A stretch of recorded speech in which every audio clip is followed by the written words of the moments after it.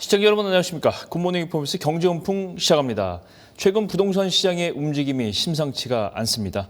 정부의 강력한 규제에도 서울 강남권 아파트 분양 가격은 평당 8천만 원을 돌파했고요. 이른바 로또 청약에 현금 부자들이 몰리고 있습니다. 반면 청약 통장 가입자는 3년간 224만 명이나 줄었고요. 서민들의 내 집 마련은 갈수록 어려워지고 있는데요. 양극화가 심해지고 있는 부동산의 현주소 한번 짚어보겠습니다. 명지대학교 대학원 실물투자분석학과 한문도 교수님 나와주셨습니다. 어서 오십시오. 네, 안녕하세요.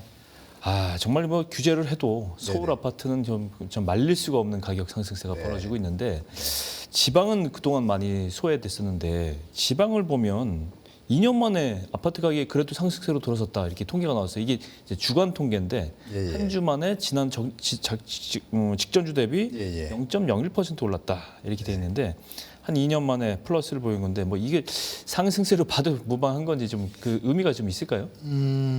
일단 뭐 주간 통계니까요. 통계의 어떤 신뢰성은 좀 떨어집니다. 사실 왜냐하면 신고한 거래니까 네, 그 두 달이 지나야 이제 결과가 나오거든요. 등기도 해야 되고. 그렇죠. 그 주간 통계의 어떤 그 팝업창을 보면은 부동산에서 통계를 발표할 때 팝업창에 이렇게 뜹니다.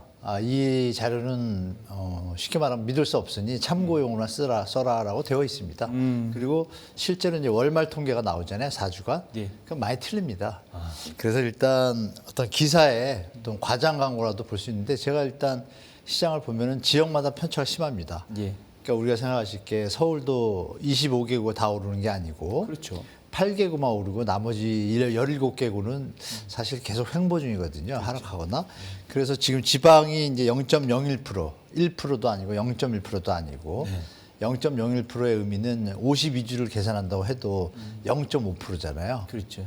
그러니까 의미를 크게 둘 필요는 없지만 다만 추세상에서 추세상으로 좀 상승할 것인가를 일단 알 수 있는 어떤 초입이라고 볼 수는 있지만 이게 4주나 8주 연속되지 않느라는 의미는 좀 제가 볼 때 과대 해석할 필요는 좀 없다라고 좀 보여집니다. 그렇죠. 결론적으로 뭐 양극화는 계속 심화되고 있을 수밖에 그렇습니다. 없다. 뭐 이렇게 볼 수가 있는데 11호 대책이 뭐 정말 강력했어요. 서울 전 지역 그리고 네. 경기 수도권 지역 12곳 삼중 규제로 이제 묶어버렸는데 거래량이 그러다 보니까 서울 아파트 거래량이 80%나 급감했다 이렇게 통계가 나옵니다.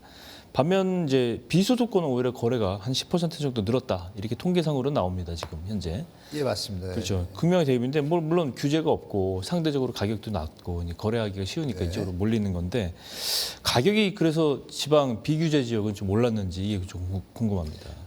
이것도 이제 좀 아까 말씀드린 거랑 거의 일맥상통하는데요. 부산 같은 경우에는 예를 들어서 해운대나 수영구 쪽에 조금 강세를 보이고 있지만 나머지 구는 또 안 그렇거든요. 또 뭐 입주 물량이 많거나 이런 지역들. 광역시별로 다 비슷한 현상입니다. 네. 청주는 약간 좀 상승 기미가 있습니다. 왜냐하면 그 우리 SK 하이닉스 있잖아요. 네. 그 HBM 예전에 그 다른 걸로 공장 증설을 준비했다가 HBM 공장으로 저 준공을 좀 박차를 가했거든요. 그렇죠. 그 영향 때문에 호재가 있으니까 예. 청주 같은 경우에 이제 어떤 개발 호재에 따른 그런 뭐 상승 기류가 조금 있긴 있지만 예전에 또 많이 올랐습니다. 그래서 그 상승폭 예전 같지 않고 이미 많이 올라버렸기 때문에 반영이 돼 선반영이라고 하죠. 예. 그래서 지역별로 너무 편차가 심하고 또 지역 안에서도 또 차별화가 다 심합니다. 그래서 이거를 그러니까 예를 들면 파주시라고 좀 칭칭할게요. 비수도권에서 뭐 거래가 많이 늘어나고 좀 올라간다 막 이런데 수도권 중에서도 또 규제 지역을 피한 풍선 효과, 그렇죠. 동탄 이런 데 막 얘기하잖아요. 예. 그리고 아시겠지만 초반에 11호 던지고 나서 파주시가 뭐 난리가 났다 막 이런 기사가 많이 났어요. 뭐 1억씩 오르고. 예. 근데 실제 지금 상황은 다 하락입니다. 하락이 더 많습니다. 그러니까 이런 것처럼 전체적으로 보는 거를 지금 조심해야 될 것 같아요. 제가 볼 때 지금 우리 앵커님께서 말씀 주신 대로 올라가는 걸 봐야 되냐 이게 일부 지역 우리가 삼성 주가도 전체 주식시장에서 차지하는 총액이 많다 보니까 얘가 1% 오르면 다 오른 것처럼 보이잖아요. 그렇대요. 그렇죠. 그런 현상이 지금 부동산에서도 거의 똑같이 벌어지고 있어서 네. 우리 시청자분들이 조금 시장을 유의해서 보셔야겠다고 좀 말씀드리고 싶어요. 그러니까 이게 다 오르는 게 아니라 선호 지역. 우리가 쉽게 말하는 뭐 대전 같으면 대전의 봉선동이 대전의 강남이거든요. 이런 지역들은 강세를 띠지만 나머지 지역은 예전의 어떤 분위기에서 크게 탈피하고 있지는 않고 있다는 게 제가 팩트로 다 데이터로 좀 보고 있거든요. 조금은 좀 지켜보시는 게 좀 필요하다고 좀 말씀드리겠습니다. 변화에 대한 착시 효과도 좀 주의를 해야 되겠군요. 맞습니다. 예. 예. 11호 대책 시행된 후 처음으로 이제 규제 지역에서 아파트 분양이 나왔어요. 예.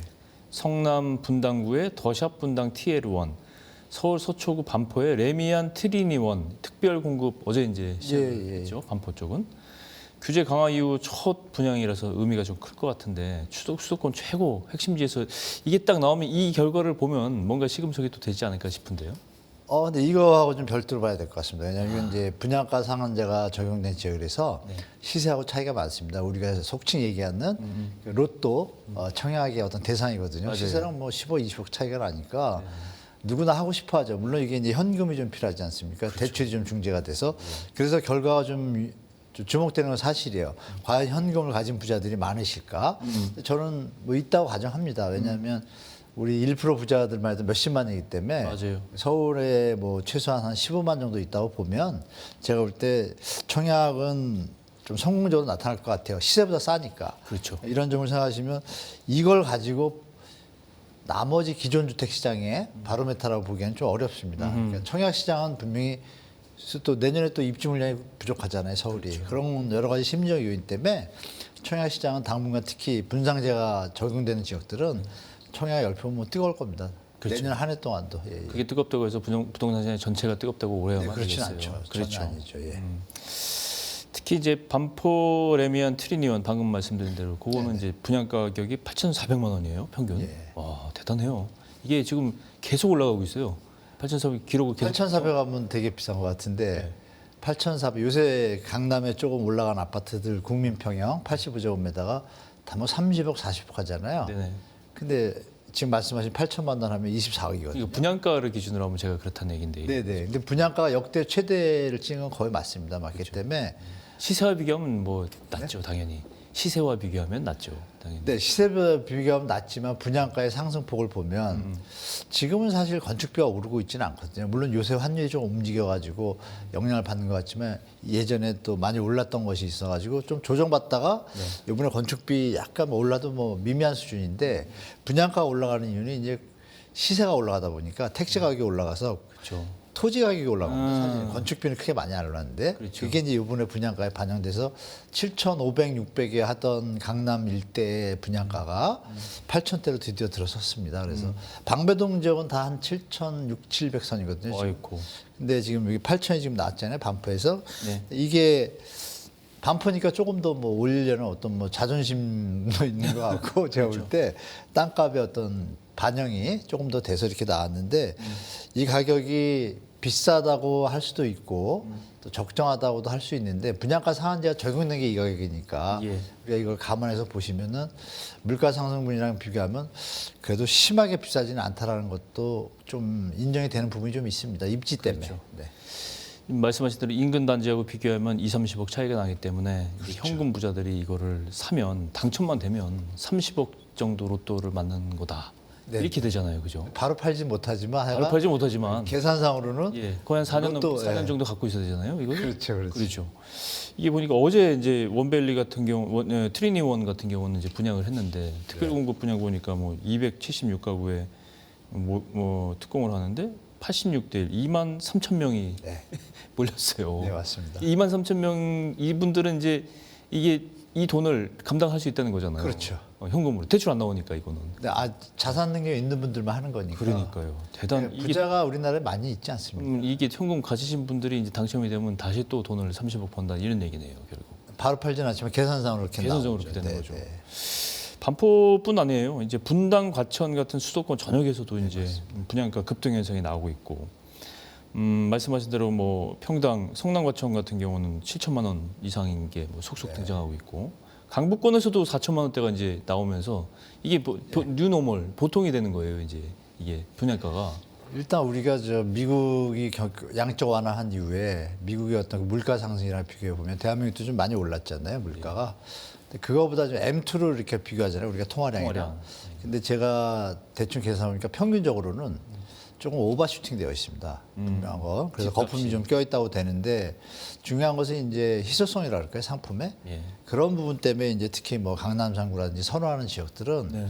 그 가격을 물건보다 수요가 더 많으니까 그리고 말씀하신 현금 부자들이 생각보다 대한민국에 많습니다.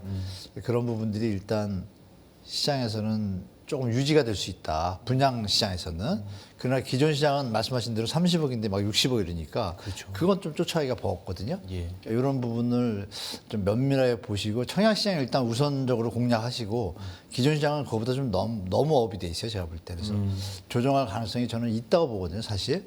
정부가 이제 정책을 계속 좀 강화하고 요즘 뭐 자꾸 거론되는 보유세 얘기가 자꾸 나오잖아요. 예.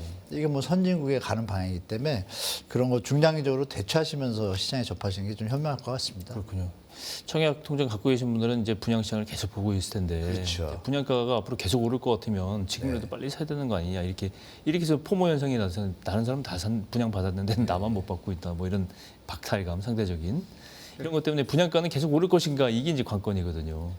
분양가가 오를 수 있는 거의 끝지점에 저는 왔다고 보여지거든요. 예. 그거는 뭐냐면 이제 공공택지가 우리나라 역사에서 보면 시장이 안정되거나 조정받던 때가 딱 두 번 있습니다. 노태우 정부 때하고 이명박 정부 때인데 그때 공통점인 정책이 뭐였냐면 강남하고 뭐 80년대 이제 우리가 막 고도 성장할 때니까 노태우 정부에서 이제 너무 전세난이나 주택난이 심하니까 200만 원 하면서 던진 그 키워드가 뭐냐면 분양가입니다.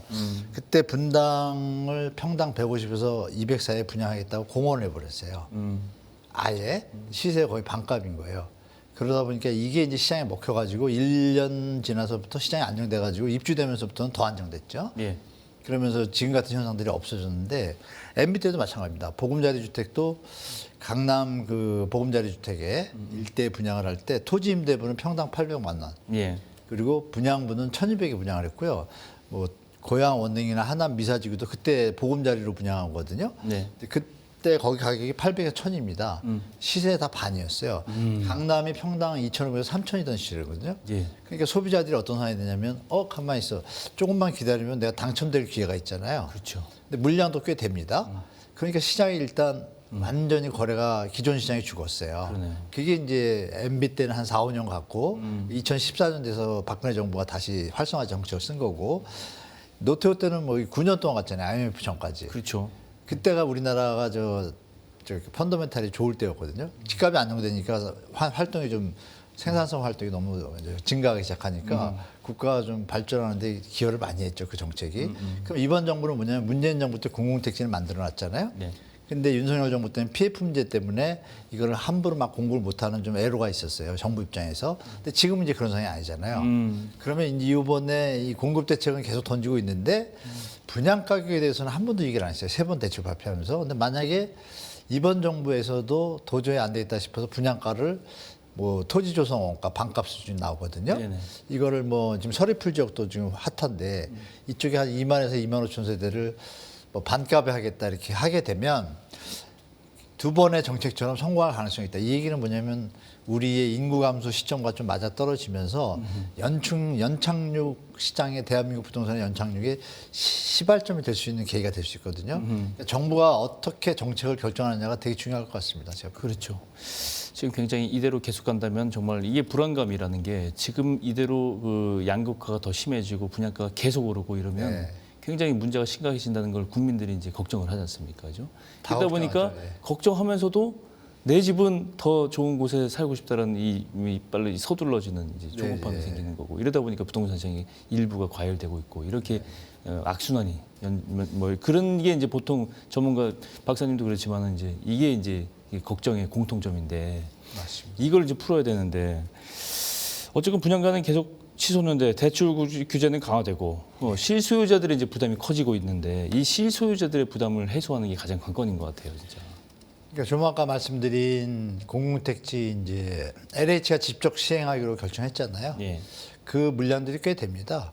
그 부분을 정부가 분양가에 대한 정책을 정확하게 가이드를 정해준다라면 제가 볼 때는 시장이 안정될 수 있는 시기가 내년 안에 올 것 같아요. 만약에 그렇다라면. 아유, 그래야 될 텐데. 그렇지 않다라면 제가 볼 땐 거의 좀 2020년대 마지막 불꽃 이게 내년 초까지 갈 것 같아요. 하반기 정도까지. 네. 그 뒤가 문제입니다. 그 뒤는 더 이상 사줄 사람이 없을 때는 이제 거래가 지금 줄고 있거든요. 그렇죠. 지금 우리가 좀 아까 말씀 나눌 때도 거래가 계속 늘어났다고 했는데 비수도권의 지방이나 광역시가 거래가 늘어난 수준이요. 예전에 평균의 반 수준입니다. 평균도 안 됩니다, 지금. 어. 그러니까 이거를 우리가 시계열로 팩트를 체크해야 되는데 서울도 마찬가지인 게 기억하시겠지만 2006년도 미친 그 집값 시절에 서울의 한 달 거래량이 한 19,600건이었거든요. 근데 지금은 어떠냐면 2만 건 가깝잖아요, 한 달에. 한 달에. 그런데 지금 인구도 늘고 아파트 수가 그 당시에 서울이 한 130만 채밖에 안 됐어요. MB 때 135만 채. 근데 지금 180만 채거든요. 네. 아파트가 이렇게 많이 늘고 서울 인구는 조금 줄었죠. 그러면은 거래량이 어느 정도 평균 유지해야 되잖아요. 그러면 2만 건보다 더 올라가야지 지금 시장이 비슷한 건데 그렇죠. 지금은 많이 올라간 게 지금 10,000건, 8,000건이에요. 그렇죠. 그럼 반토막 났잖아요, 거래량이. 이 얘기는 뭐냐면은 10년, 20년 뒤에는 또 반토막 날 수 있잖아요. 그러면 우리 인구 감소 이 시기랑 맞춰져서 제가 좀 예측하는 시기가 2030년 초, 33년 되면 결혼 쌍수도 10만 대로 줄어요. 그러면 저희 때가 45만 50만 쌍이거든요. 네. 5분의 1 토막이에요. 그렇겠네요. 반토막 나는데 30년이 걸렸는데 다시 반토막 나는데 15년도 안 걸리는 거예요. 그러니까 이런 시장을 중장기적으로 우리 시청자분들이 잘 판단하신다면 최근에 일어나는 현상들, 뭐 유튜브 보면 그 부동산에 대한 광고가 엄청 많잖아요. 분야별로 막 그렇죠. 강의도 많고 예. 책도 많이 나오고 일본이 터지기 직전이 딱 그랬습니다. 아니 온 시장이 그냥 부동산으로 더 쌓여 있었거든요. 지금 우리나라 현상이 제가 보니까 거의 그 수준이에요. 그러면 뒤에서 사주는 사람이 없다라는 거를 예측하시고 시장에 좀 대처하셔야 될 것 같습니다. 일본처럼 그렇게 따라가면 안 될 텐데요, 그죠? 약간 슬로우 저펜 스타일로 가지 않을까 제 생각에. 우린 좀 학습 효과가 있잖아요. 그렇죠. 대비력이 좀 있으니까 네. 그건 좀 대비하셔야 될 것 같습니다. 11호 대책에 가장 또 압박감을 주는 게 이제 대출 규제잖아요. 예, 예, 예. LTV 이게 규제 지역에서 이제 신규 분양 단지에 중도금 잔금 대출에 LTV 40%가 적용이 되는데 기존에는 60, 70%였어요. 이게 거의 심리적으로 보면 절반이 줄어버린 건데 네, 맞습니다. 굉장히 강력한 효과가 있다 이렇게 생각이 되는데 이 영향이 분명히 있겠죠. 실제로 그래서 이제 이번에 그 며칠 안 되면 뉴스에 많이 안 나왔는데요. 실제로 시장에서는 8억 이하 주택 실수요자 네. 여기에 대해서는 60%로 다시 완화해 줬습니다. 수정했군요. 네, 수정해가지고 11호 대책에서 워낙 지금 수정했어요. 말씀 주신 대로 진짜 집 사고 싶은 신혼부부나 이런 분들 있잖아. 아기들이 초등학교 간다. 이러면 진짜 필요하거든요. 예. 조금 무리해서라도 가정의 평화와 어떤 뭐 교육적인 면에서도 필요하잖아요. 그럴 때 이제 실수요자들이 애로를 겪으니까 그 부분이 좀 받아들여져서 8억 이하의 주택에 대해서는 60%까지 맞아요. 해주는 거로 그건 좀 바꿨습니다. 맞습니다. 그건 해줘야 돼요. 알고 계시고 그 위에는 이제 여전히 말씀하신 대로 그 수준이기 때문에 조금 더 좋은 집을 사고 싶은 분들 입장에서는 사실 불만이 좀 많은 분들 꽤 계실 거예요. 근데 중요한 건 우리가 중장기적으로 한번 생각할 필요가 있습니다. 이게 정부가 되게 중요한데 이걸 또 하다가 내년에 또 풀거나 이러면은 이게 정말 이건 흐지부지 될 시민들한테 수 있죠. 피해만 준 거고요. 그렇죠. 이게 만약에 중장기적으로 우리 가계부채 문제를 미리 예방한다는 차원에서 지속적으로 한 3, 4년을 가겠다는 것을 천명한다라면 그럼 주택 가격은 조정받게 돼 있거든요. 그럼 조정받은 주택을 살 수 있는 여력이 더 생기잖아요. 그렇죠. 그런 위안을 삼을 수 있는 어떤 대안이 있으니까 기다릴 수 있지만 그렇지 않고 이게 또 단발성으로 끝난다 그러면 이번 정부도 여전히 또 비판에서 좀 자유롭지 않습니다. 그렇죠. 말씀하신 대로 이 현금 부자들은 계속 이제 돈이 있으니까 비싼 아파트들도 대출 규제를 해도 살 수가 있는데 문제는 이제 실수요자들인데 실수요자들의 제일 핵심이 이제 청약통장 아닙니까? 청약통장 해지 건수가 늘고 있다고 해요. 왜냐하면 이게 청약통장이 있어봐야 여러 가지로 이제 당첨이 될 분양을 받을 가능성이 낮아지니까 이걸 버리고 있는 건데. 이게 저 특공 때문에 그런 것 같습니다. 그렇죠. 특공이 아시겠지만 이제 정치하시는 분들이 청년 타겟층이 이제 캐스팅 보드를 역할을 지금 하다 보니까 사실 여야 입장에서 특히 청년이 타겟이거든요. 네. 그러니까 신혼부부하고 청년 특공을 갖다 좀 많이 늘렸잖아요. 이러면서 또 4050은 좀 소외받기도 하고. 일반 청약은 좀 아무래도 경쟁률이 더 높아지죠. 4050 분들은 그래서 포기해서 빠지고. 그렇죠. 뭐 이러면서 이제 청약 통장이 좀 줄고 있는 경향이 있습니다. 그래서 이 부분도 정부가 청약 제도를 이게 워낙 복잡하다 보니까 이거 뭐 체감권으로 나올 정도면 이건 제도가 좀 문제가 있는 거잖아요. 사실. 그렇죠. 기관에서 청약 알리는 책을 두꺼운 책을 출판한다는 게 사실 아이러니하지 않습니까? 청약 제도가 복잡하다는 얘기죠. 네네 이런 것을 제가 볼 때는 조금 다시 한번 조정할 필요가 때가 된 것 같아요. 그러다 보니까 실효성이 없으니까 말씀 주신 대로 청약통장 자꾸 해제했다가 늘어났다 이런 현상이 벌어지거든요. 그건 정부의 어떤 뭐 수정사항이라고 좀 봅니다. 그렇죠. 건설산업연구원이 발표한 2026년 부동산 주택 경기 전망 보면요. 내년에는 전국 주택 매매 가격이 0.8% 오르고 전세 가격은 4% 오를 것으로 봤어요. 네네. 그러면 매매 가격은 상대적으로 전세 가격보다는 낮지만 전세 가격이 그만큼 훨씬 더 높게 상승한다는 얘기인데 이 실수요자들은 도대체 이제 전세 수요자들도 그렇고 집을 구매하려는 분들도 그렇고 전체적으로 보면 어떤 선택을 해야 될까 이제 조언 좀 해주십시오. 지금 당분간은 이게 내년까지 이어질 것 같습니다. 서울발 입주 물량 부족의 이슈가 지방으로 퍼질 텐데 다행히 지방은 그 정도로 이렇게 조금 위험에 노출되어 있지는 않습니다. 전세가격이나 이런 부분들이. 선호 지역이 아까 말씀드린 거랑 다시 돌아가면 삼성 주가가 오르면 코스피가 오르잖아요. 그렇죠. 그러니까 지방도 지금 그런 양상을 보이고 있습니다. 대단지 아파트들이 신규 아파트들이 신축이 요새는 다 대단지형으로 짓잖아요. 예전에 400세대만 돼도 괜찮은 아파트거든요. 그렇죠. 그러면 요새는 뭐 1000이 아니면 단지가 아닌 것처럼 자꾸 이제 포장이 되다 보니까 1000세대 아니면 그러면 1000세대, 2000세대짜리들이 차지하는 볼륨이 크잖아요. 네. 이 부분들이 조금만 올라도 옆에 300, 400세대들보다 더 이 비중이 또 높아요, 가중치가. 그러다 보니까 이게 약간의 착시 현상이 있는데 그러니까 이렇게 보시면 되죠. 아, 이제 시장은 앞으로 이게 다 같이 오르는 예전의 시장, 묻지마 시장, 다 같이 오르고 뭐 다 같이 이런 시장은 이제 끝났습니다. 끝났고 대단지 신축에 대한 선호와 수요는 존재하는데 나머지 기존 주택의 수요는 감소하는 현상이 벌어지는 거예요. 그러니까 시장이 완전히 양극화돼 버린 거죠. 네. 그럼 여기서 우리가 대안을 찾을 수 있는 게 뭐냐면 예전에 2000년 초에 지었던 아파트들하고 2005년 이후에 지은 아파트 차이가 뭐냐? 커뮤니티 차이입니다. 우리 누구나 얘기하는 뭐 헬스장이 있고 커뮤니티 뭐가 시설. 있고 있잖아요. 그렇죠. 그게 이제 거기서 갈리거든요.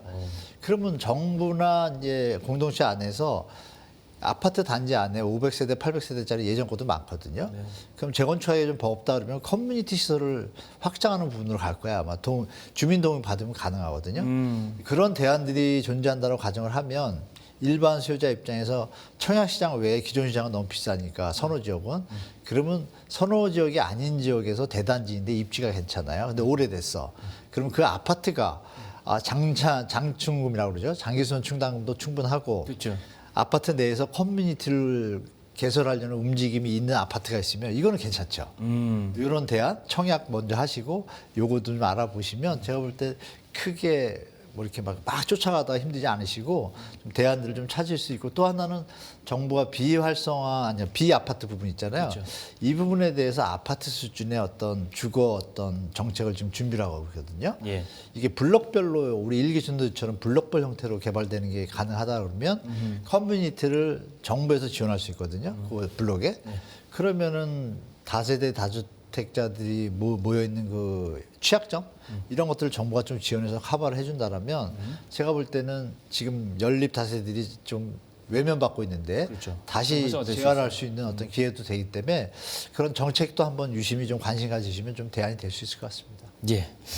여쭤볼 게 많은데 오늘 시간 관계상 여기까지만 하겠습니다. 네, 네. 예, 오늘 명지대대학원 한문도 교수님 모시고 11호 대책 이후 부동산 시장의 변화 상황 한번 종합적으로 한번 정리해봤습니다. 오늘 고맙습니다. 네, 고맙습니다. 금융투자로 돈 벌기 쉽지 않으시죠? 그런데 불가능한 것도 아니죠. 글로벌 IB 트레이더의 눈으로 본 더 넓은 금융의 세계, 그들의 투자의 기술 정말 궁금하지 않으십니까? 여러분들을 응원합니다.